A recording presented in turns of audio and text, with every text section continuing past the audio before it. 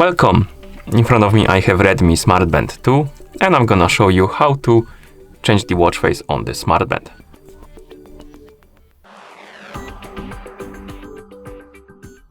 First we need to wake up the screen on our Smart Band, and you can do it by tapping on it.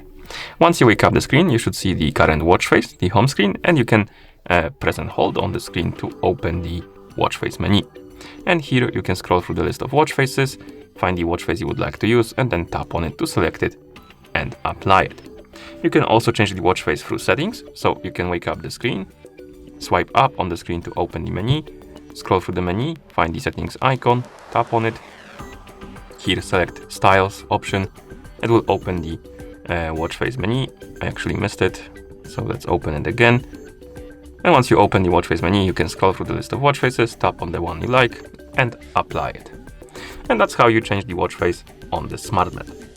Thank you for watching. If you found this video helpful, please consider subscribing to our channel and leaving a like on the video.